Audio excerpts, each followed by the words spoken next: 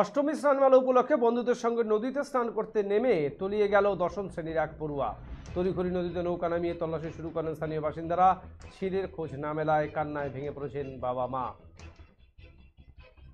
মঙ্গলবার দুপুরে তুফানগঞ্জ 2 নং ব্লকের রামপুর 1 নং গ্রাম পঞ্চায়েতের শঙ্কোশ এলাকার ঘটনা। 12 হাই স্কুলে দশম শ্রেণীর এই পড়ুয়ার নাম তপব্রত রায়।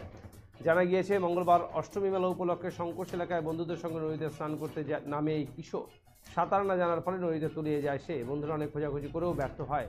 পরে তাদের চিৎকার চেঁচামেচিতে ছুটে আসে আশপাশের লোকজন। খবর পেয়ে ঘটনাস্থলে আসে বক্সিরহাট থানার জোড়াই ফাঁড়ির পুলিশ। কিশোরকে খুঁজতে নামানো হয় নৌকা। দীর্ঘক্ষণ কেটে গেল, কিশোরের কোনো খোঁজ না মেলায় কান্নায় ভেঙে পড়েন তার বাবা মা। পরে খবর দেওয়া হয় সিভিল ডিফেন্সে। সন্ধ্যে নাগাদ সাহায্যে নদীতে তল্লাশি শুরু করেন বিপর্যয় মোকাবিলা বাহিনীর কর্মীরা।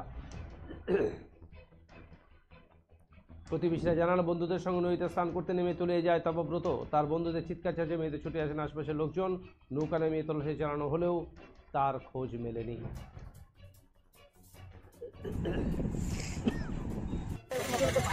এসে নদীতে ডুবে গেছে। তো পরে কি মিলল? এখনো মিলে নাই। থানা থেকে পুলিশ আসতেছে, ডুবারও আসতেছে, বললেন স্যার খোঁজাখুঁজি চলছে। খোঁজাখুঁজি চলছে।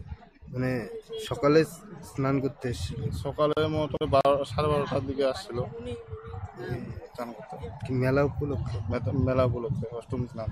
কোন জায়গায়? শঙ্কোশ করে। এটা কোন জায়গা? এটা এটা শঙ্কোশ মেন নদী এটা।